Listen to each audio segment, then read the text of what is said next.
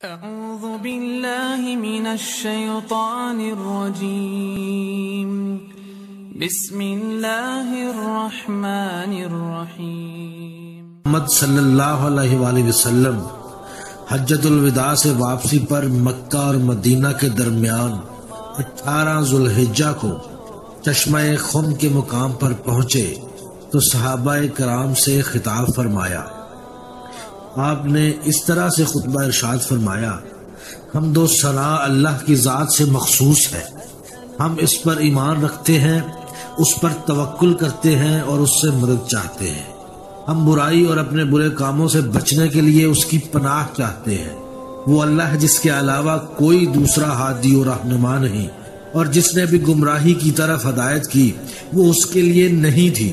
میں گواہی دیتا ہوں کہ اللہ کے علاوہ کوئی معبود نہیں اور محمد صلی اللہ علیہ وسلم اس کا بندہ اور رسول ہے۔ اے لوگو، وہ وقت قریب ہے کہ میں دعوی حق کو لبیک کہوں اور تمہارے درمیان سے چلا جاؤں، تم بھی جواب دے ہو اور میں بھی جواب دے ہوں۔ اس کے بعد فرمایا: اے لوگو، میرے بارے میں تمہارا کیا خیال ہے؟ کیا میں نے تم سے متعلق اپنی ذمہ داری کو پورا کر دیا؟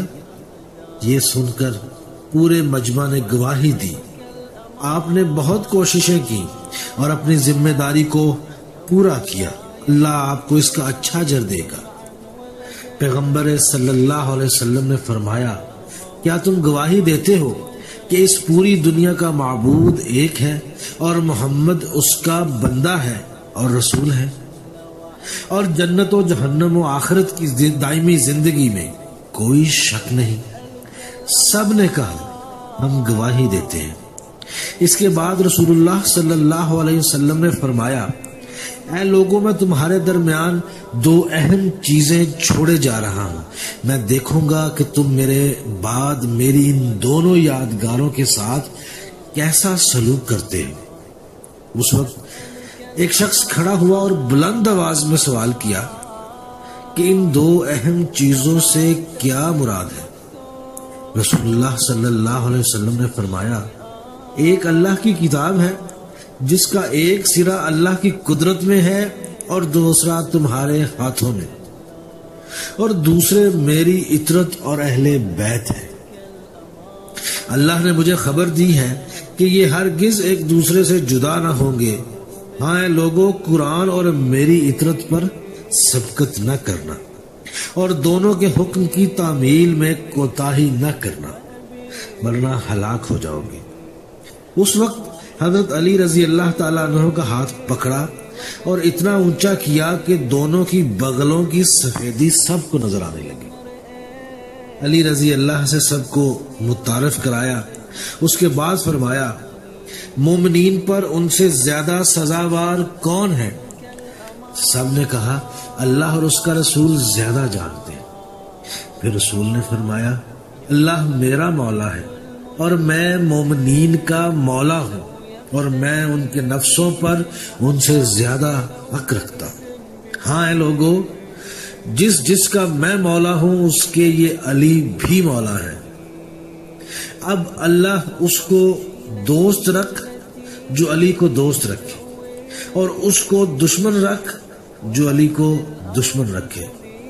اے اللہ، اس سے محبت کر جو علی سے محبت کرے، اس پر غضبناک ہو جو علی پر غضبناک ہو، اس کی مدد کر جو علی کی مدد کرے، اور اس کو رسوا کر جو علی کو رسوا کرے، اور حق کو ادھر موڑ دے جدھر جدھر علی مڑے۔ پھر فرمایا: علی کو مجھ سے وہی نسبت ہے جو ہارون کو موسیٰ سے تھی، لیکن میرے بعد کوئی نبی نہیں ہے۔ اب ایک بات مکمل طور پر واضح کر دوں کہ یہ خطبہ مکمل ایک ترتیب سے مستند احادیث کی کتب میں نہ آیا، بلکہ کہیں اس کا پہلا حصہ، کہیں درمیانی اور کہیں آخری حصہ آیا۔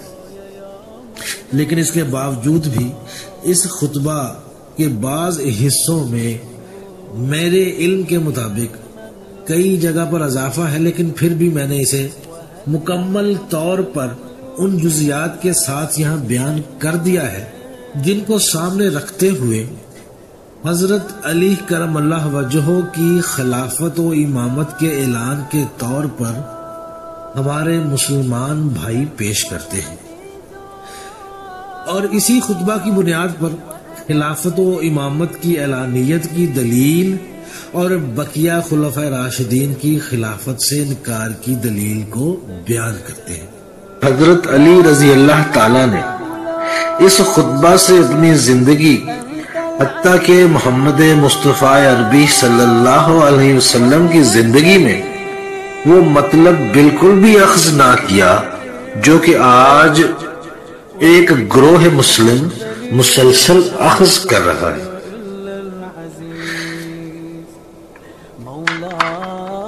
نبی کریم کے انتقال سے قبل حضرت عباس جو کہ حضرت علی اور حضرت محمد صلی اللہ علیہ وسلم کے چچا حضرت علی رضی اللہ کو ارشاد فرماتے ہیں کہ میں گمان کرتا ہوں کہ شاید نبی کریم صلی اللہ علیہ وسلم کے وصال کا وقت آ چکا۔ اس بنا پر ہم نبی کریم صلی اللہ علیہ وسلم کی خدمت اقدس میں حاضر ہو کر مسئلہ خلافت و امارت کے متعلق عرض کریں۔ اگر یہ امارت ہم میں ہوگی تو ہمیں معلوم ہونا چاہیے، اور اگر امارت و خلافت ہمارے سوا دوسروں میں ہوگی تو نبی صلی اللہ علیہ وسلم ہمارے متعلق لوگوں کو وصیت کر دیں گے۔